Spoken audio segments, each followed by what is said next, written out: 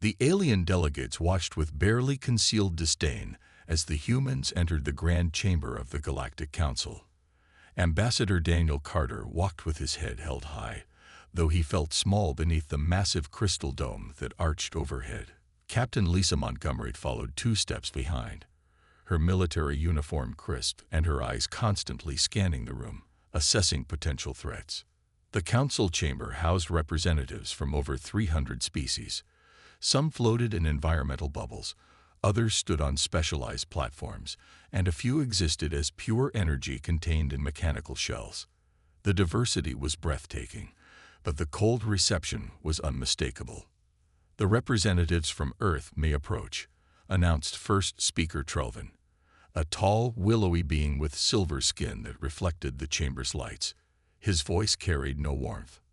Daniel stepped forward, feeling the weight of humanity's future on his shoulders. This meeting represented everything Earth had worked toward since discovering faster-than-light travel 15 years ago. "Honorable Council, I bring greetings from Earth and the human race. We come seeking membership and alliance with the galactic community," Daniel said, his voice steady despite his nerves. A low murmur rippled through the chamber. A bulky reptilian creature leaned forward in its seat, yellow eyes narrowing. This was High Commander Vrex of the Xulax Federation, known for their aggressive expansion policies. "Tell us, Primitive, what does your species offer the Council?" Vrex's voice was like gravel being crushed. "Your technology is rudimentary. Your military capabilities are laughable. Why should we welcome you?" Daniel maintained his composure. "We offer innovation, adaptability, and a unique perspective. Humans have achieved in centuries what took other species millennia." "Adaptation is the trait of vermin," hissed Vrex. Several delegates laughed. First speaker Trelvin raised a slender hand for silence. "We have reviewed your application materials. While your species shows potential, we have concerns about your violent history." Lisa Montgomery stepped forward. "With respect, first speaker, our history reflects our growth. Earth now stands united. We've eliminated poverty and developed clean energy. We seek to learn and contribute." The blue-skinned representative from the Illurian Collective nodded slightly, but Vrex made a dismissive gesture. "I move to deny Earth's application," Vrex announced. "Additionally, I propose trade restrictions until they can prove their worthiness." Daniel's heart sank as he noticed several delegates nodding in agreement. He hadn't expected such hostility. "High Commander Vrex, that seems excessive," said the Illurian representative. "The Xulax have recently conducted surveys near Earth's system," Vrex countered. "Their aggressive posture toward our scientific vessels suggests they are not ready for unrestricted access to galactic trade routes." Daniel stepped forward again. "That's simply untrue. We've had no contact with—" "Silence," Trelvin interrupted. "The Council will deliberate." The human delegation was escorted to a waiting area, where Daniel paced anxiously. "They're lying," Lisa whispered. "We've never encountered Xulax vessels." "I know," Daniel replied. "Something isn't right." 3 hours later, they received the Council's decision. Earth's application was denied. Furthermore, strict trade restrictions would be imposed, and Earth must permit authorized resource surveys of their solar system. As they boarded their ship for the long journey home, Daniel stared out at the gleaming spires of the Council headquarters on Nexus Prime. "They've made a terrible mistake," Lisa said quietly. Daniel nodded slowly. "They have no idea what humans are capable of when backed into a corner." As their ship pulled away, neither of them noticed the private communication between Vrex and several Council members, nor the resource maps of Earth's system already being divided among them. Earth's first contact with the galactic community had failed, but this was only the beginning. 6 months after Earth's rejection from the Galactic Council, Commander Samantha Wright stood on the observation deck of the Mars Defense Station Alpha. Her morning routine of watching the rust-colored landscape had been interrupted by flashing warning lights and blaring alarms. "Commander, multiple vessels just appeared in orbit." Lieutenant Frank Howell's voice crackled through her comm unit. "They're not ours." Samantha raced to the command center. her heart pounding.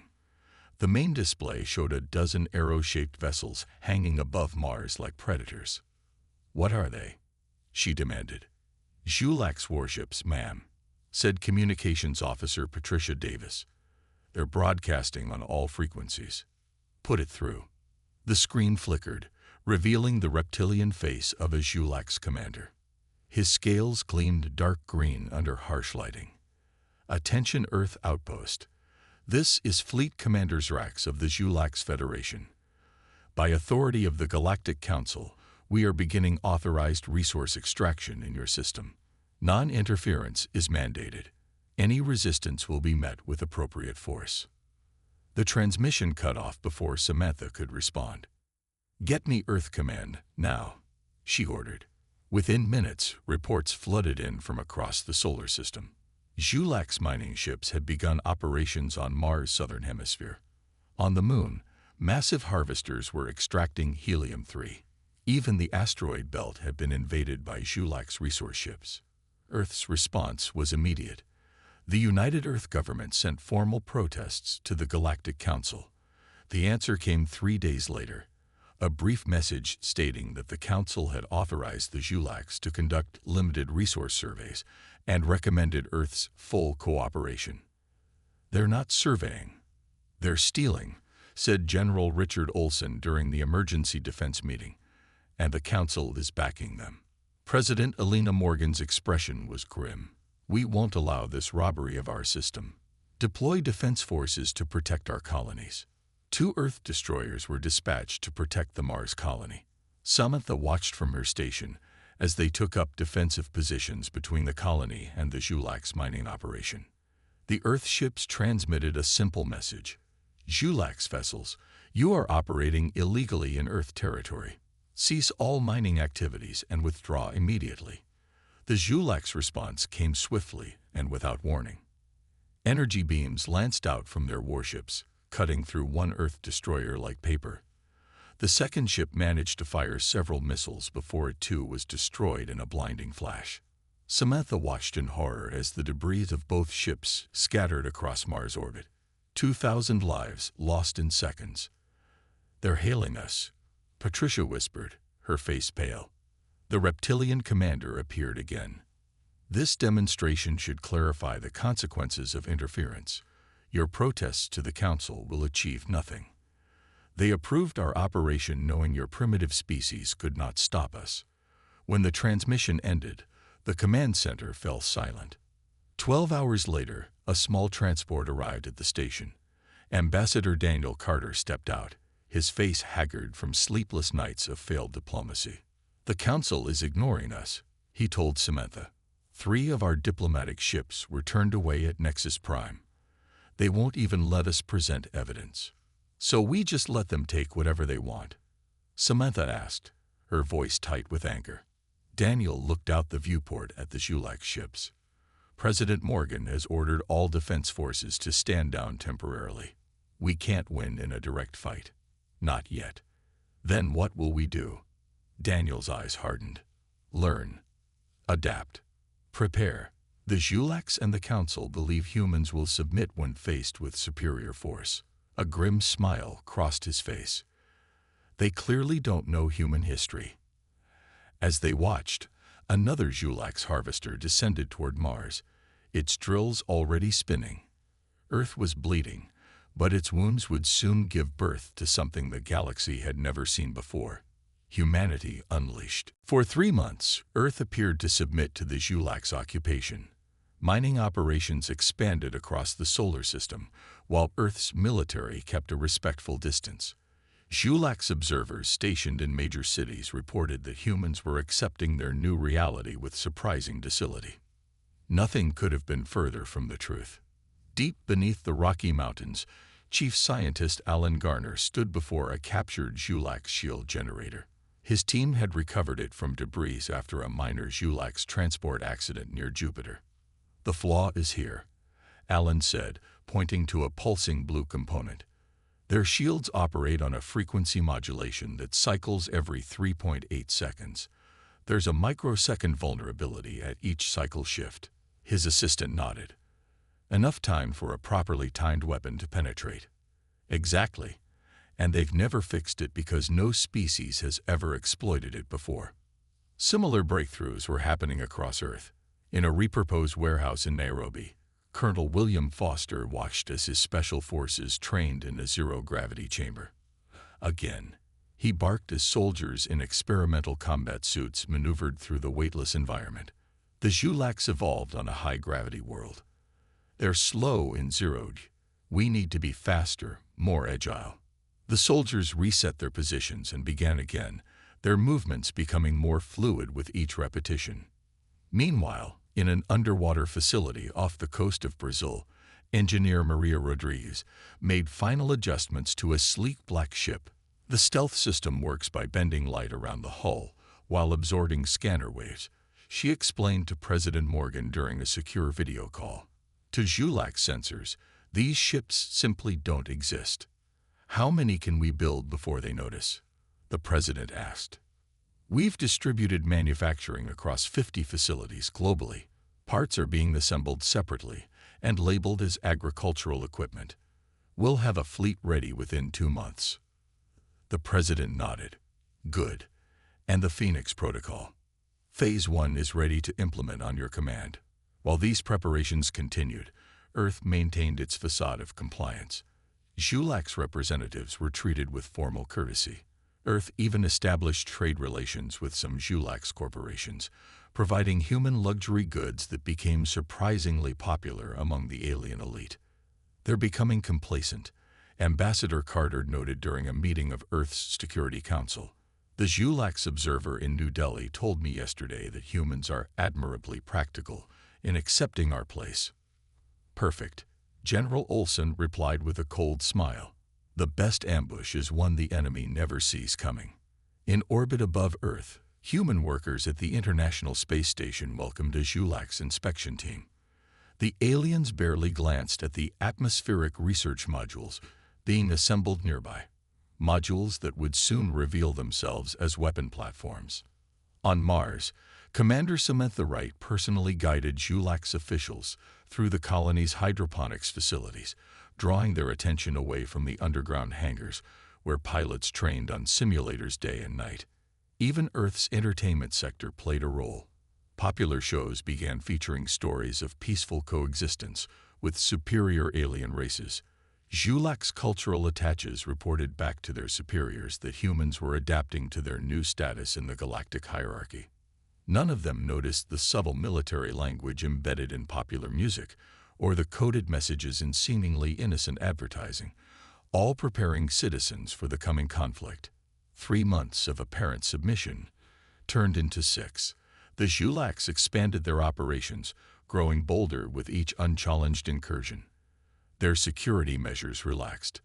Their warships spent more time docked at central hubs rather than patrolling. In her office, President Morgan received a simple message: Phoenix Protocol fully operational, awaiting your command. She took a deep breath and responded with just 2 words: execute Thunderclap. Across the solar system, the trap was ready to spring. Earth's vicious revenge was about to begin. Major John Martinez drifted silently inside the cargo container as it approached the massive Zhulaks mining platform orbiting Mars. Inside his advanced combat suit, he monitored the vital signs of his 12 squad members through his helmet display. None showed signs of fear, just controlled anticipation. Remember, he whispered into his comm, we're ghosts until we strike.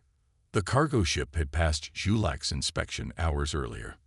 The aliens had scanned for weapons and found none, because the weapons were the soldiers themselves. Their suits contained compressed components that, once assembled, would become devastating anti-shield weapons. Across the solar system, 60 similar cargo containers were approaching Zhulak's facilities. Operation Thunderclap had begun. Docking in 30 seconds, reported the ship's eye. Zhulak's security shows no suspicious activity. John checked his oxygen display.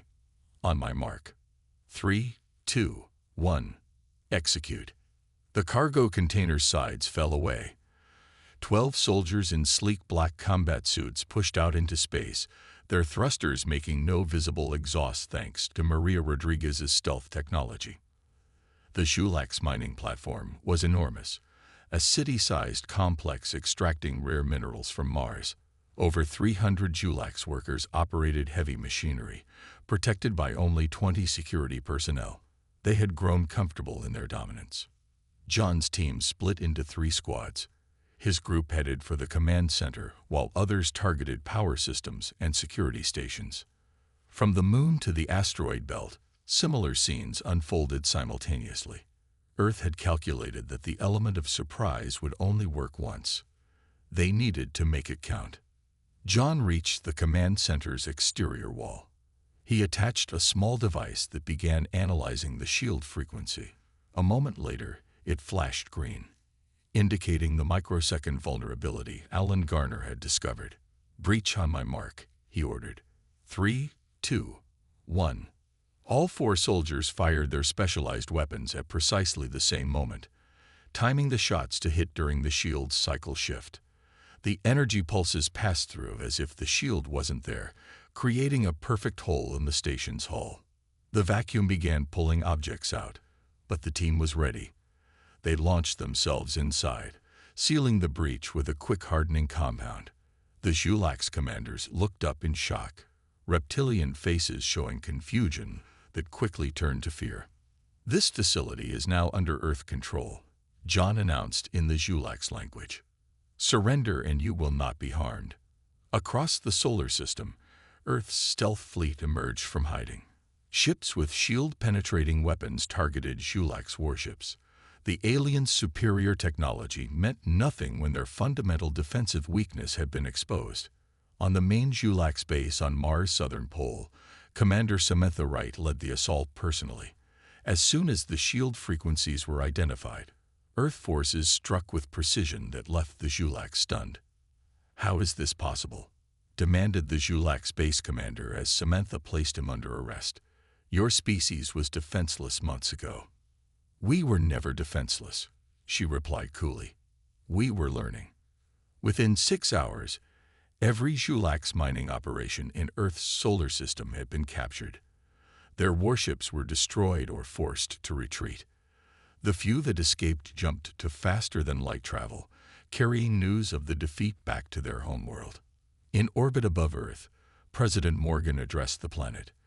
"Today, we have reclaimed our solar system. The evidence of Julax crimes has been collected and transmitted to the Galactic Council." What she didn't mention was that Earth had deliberately revealed only conventional weapons in the attack. Their stealth technology, shield penetration capability, and other advancements remained secret, advantages that would be needed in the battles to come. The Council's response arrived 18 hours later. "The incident is unfortunate. Both parties are urged to show restraint while the matter is investigated." Ambassador Carter read the message aloud to the Security Council and then laughed bitterly. "They still don't understand who they're dealing with," he said, "but they will soon." Earth had won the first battle. The war was just beginning. Lieutenant Grace Wilson watched her targeting display as her fighter soared through the darkness of the asteroid belt. Behind her, 12 Earth fighters moved in perfect formation. Ahead, the massive Julax fleet approached with a contingent of sleeker ships marked with Galactic Council insignia. "All pilots, maintain stealth protocols," she ordered. "Remember your training. They outnumber us 5-1. "Just the way we like it," responded her wingman, Lieutenant Paul Harris, with grim humor. 2 weeks had passed since Operation Thunderclap. Earth had expected retaliation, but not the overwhelming force now entering the solar system. The Julax had returned with their largest battle fleet, accompanied by Council peacekeepers who were clearly there to ensure Earth's submission rather than establish actual peace. President Morgan had activated Phase 2 of the Phoenix Protocol, Operation Chimera. Enemy fleet approaching Jupiter's orbit reported Earth's defense network, their broadcasting demands for immediate surrender and withdrawal of all Earth forces from former Julax installations. In response, Earth appeared to retreat. Defensive positions around Mars were abandoned. The moon colonies went silent. Even Earth's small conventional navy pulled back to orbit around the home planet. The Zhulak's commander sent a message across all frequencies. Your resistance was impressive but futile. Surrender now and the Council may show leniency. What the Zhulaks didn't realize was that Earth's retreat was part of a carefully orchestrated trap. As their fleet moved deeper into the solar system, they spread out to secure key positions, exactly as Earth had predicted. Grace checked her scanner. Primary target approaching Sector 7. All fighters prepare for attack run. Her squadron was hiding within a hollow asteroid, one of hundreds that Earth had converted into hidden bases throughout the belt. Similar squadrons waited in other positions, ready to spring the trap. When the Zhulak's command ship passed the designated marker, Grace gave the order. Execute Chimera. Weapons free. Across the asteroid belt, hidden hangar doors slid open. Hundreds of Earth fighters equipped with reverse-engineered Zhulak's technology launched simultaneously. From the moons of Jupiter, Earth's newly revealed carriers released another wave of attack craft. Grace led her squadron directly toward a Zhulak's battlecruiser. Target the propulsion systems. Remember, 3.8-second intervals. Her fighters fired precisely timed bursts that slipped through the Zhulak's shields during their microsecond vulnerability. Engines exploded across the alien vessel's hull. The Zhulaks responded with furious energy barrages, but their tactics were predictable to pilots who had spent months studying their every move. Earth fighters danced between asteroids, using the terrain to their advantage, emerging to strike and then disappearing again. On the command carrier, Admiral Scott Jackson watched the battle unfold. Begin Phase 2, he ordered. From hidden positions among Saturn's rings, Earth's stealth destroyers revealed themselves, targeting the Council peacekeeping vessels that had held back from the main fight.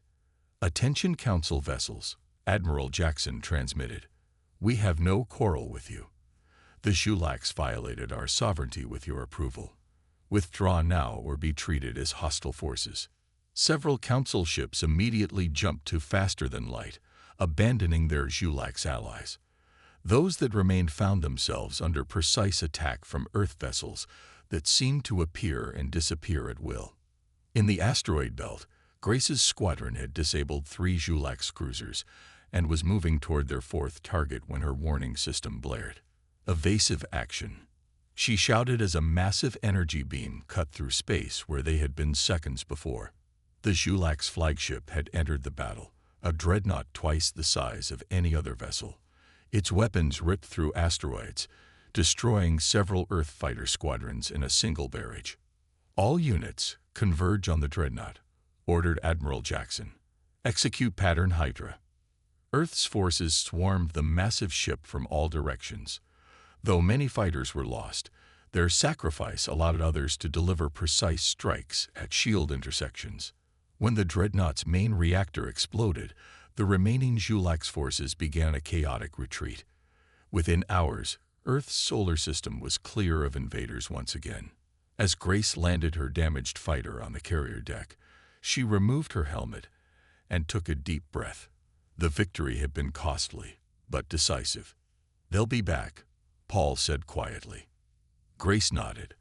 But next time, we're taking the fight to them. The Grand Chamber of the Galactic Council fell silent as Ambassador Daniel Carter walked to the central podium.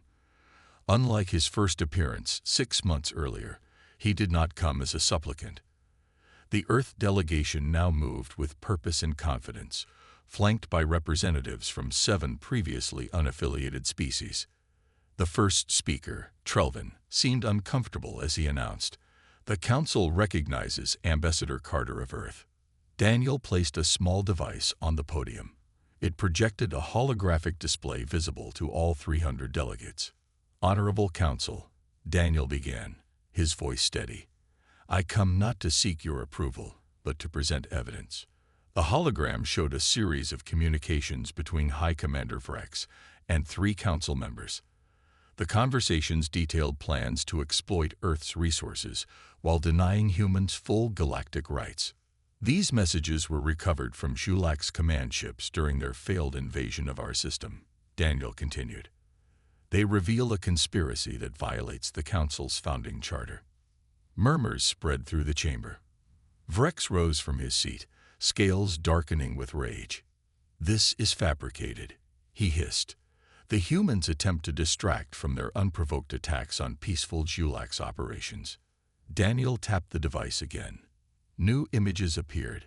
Julax mining operations stripping resources from dozens of worlds outside Council space. "Earth was not your first victim," Daniel said. "For decades, the Julax have been plundering non-Council worlds with the knowledge and approval of Council leadership." A slender, blue-skinned delegate stood up. Ambassador Nix of the Illurian Collective looked directly at Vrex. "Is this true?" she asked. "The Collective has received disturbing reports from our border worlds that match these accusations." Before Vrex could respond, the doors to the chamber opened. A procession of beings entered, species unknown to most delegates. They were representatives from worlds victimized by Julax operations. "The Council refused to hear our complaints," said a four-armed being with crystalline skin. "Our world of Traxxas was stripped of valuable minerals. When we resisted, our cities were bombed." Others shared similar stories. A pattern of exploitation emerged, always following the same method: denial of Council membership followed by resource theft with Council approval. First Speaker Trelvin attempted to regain control. "These accusations require investigation before." "The time for delays has passed," Daniel interrupted. "Earth has shared this evidence with every spacefaring civilization in the galaxy. The truth can no longer be hidden." On cue, the chamber's communication systems activated. Reports flooded in from across the galaxy. Protests had erupted on dozens of worlds as the evidence spread. Several Council member species were demanding answers from their representatives. Vrex suddenly lunged toward Daniel, revealing a concealed weapon. Before Council security could react, Captain Lisa Montgomery intercepted him, disarming the Julax commander with a swift move that left him gasping on the floor. "Even now, you resort to violence," Daniel said calmly. "This only confirms your guilt." Ambassador Nix moved to the center of the chamber. "I call for an immediate vote of no confidence in the current Council leadership. The evidence is overwhelming." Support came quickly from unexpected quarters. The Nexer delegation, longtime allies of the Julax, abandoned them. "We were misled about the nature of these operations," their representative claimed. Within hours, the Council chamber had transformed. The accused members were removed pending formal investigation. Vrex and his allies were detained. The conspiracy that had operated for decades was exposed to the light. In a quiet moment during the chaos, the Illurian ambassador approached Daniel. "You could have used this evidence to destroy the Council completely," she observed. "Many species would have followed Earth in abandoning the galactic community." Daniel shook his head. "Humans don't seek destruction. We want justice and a fair system for all species. The Council can still serve that purpose, but it needs reform." As the day ended, Daniel sent a simple message back to Earth. Phase 3 complete. The galaxy is changing. In the deepest part of his mind, he added a thought he didn't transmit. The galaxy is changing because humanity forced it to. 6 months after the confrontation at the Galactic Council, Admiral Susan Parker stood on the command deck of the Earth flagship Defiance. Through the viewport, she watched as representatives from 27 species arrived for the historic summit. The massive Council station had been transformed. Once a symbol of corruption and exploitation, it now served as neutral ground for a new beginning. The reformed Council chambers were no longer arranged in hierarchical tiers, but in an equal circle, with Earth holding a prominent position. "Admiral, the delegates are assembled," reported Lieutenant Kate Donovan. "They're ready for your address." Susan nodded, smoothing her formal uniform.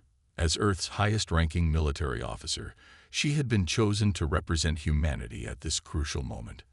The position should have gone to a diplomat, but the galaxy now respected military strength above all else. Humanity's mistake was thinking the galaxy operated on idealism, President Morgan had told her. Show them that we understand power, but also justice. Susan entered the chamber to respectful silence. Representatives from the Allurian Collective, the Nexer Commonwealth, and 24 other civilizations watched her closely. Most notable were the delegates from the Drillian Confederation, former Julax allies who had requested alliance with Earth after witnessing humanity's military prowess. In the center of the chamber, a special containment field held the former High Commander Vrex and his conspirators. Their trial had concluded the previous day with a unanimous guilty verdict. Now they awaited their sentence. Susan took her position at the speaker's platform. Distinguished representatives, she began, today marks the end of one era and the beginning of another. The translation systems carried her words to every delegate in their native language. 6 months ago, Earth was considered a primitive species unworthy of council membership. Today, we stand as architects of a new galactic order. She gestured toward Vrex. These individuals orchestrated a system that preyed upon developing worlds. Their crimes spanned centuries and affected dozens of species. The former commander glared at her with hatred in his reptilian eyes. Earth could demand their execution. Susan continued. Many would consider it justified. A murmur of agreement passed through the chamber. The victims of Julax exploitation expected, perhaps even hoped for, a harsh demonstration of Earth's power. Instead, we propose a different path, Susan said. The convicted will be sentenced to rehabilitative labor, helping to restore the worlds they damage. Surprise rippled through the assembly. Humanity's strength is not our ability to destroy, but our capacity to adapt and rebuild. The galaxy saw our military power. Now witness our commitment to justice. Ambassador Nix of the Allurian Collective stood. Earth has proven itself not just through victory in battle, but through wisdom in peace. The collective supports this approach. Other delegates rose to express their support.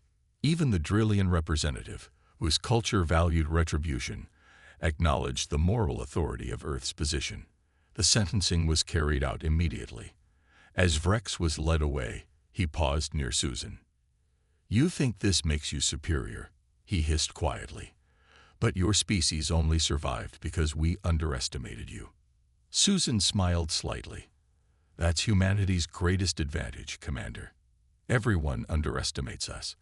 I suggest your successors remember that. After the ceremony, the summit turned to the business of establishing the new galactic framework. Earth's proposed model emphasized mutual defense, fair resource sharing, and technological exchange. Species who had hoarded advanced technology for millennia now sought partnership with the innovative humans. As the summit concluded, Ambassador Daniel Carter joined Susan on the observation deck. Not bad for a primitive species, he said with a smile. They still don't fully understand us, Susan replied, watching the departing ships. They think our revenge was the battles we won. Daniel nodded. But our true revenge is changing the system that tried to exploit us. Below them, representatives from former enemy worlds were signing treaties with Earth. The galaxy was reorganizing itself around human principles of justice and cooperation. The Julax wanted our resources, Susan said. Instead, they got a revolution they never saw coming. Outside the viewport, Earth's powerful fleet stood in formation, a reminder to all species that humanity's vicious revenge hadn't just been defeating their enemies. It had been transforming the galaxy itself.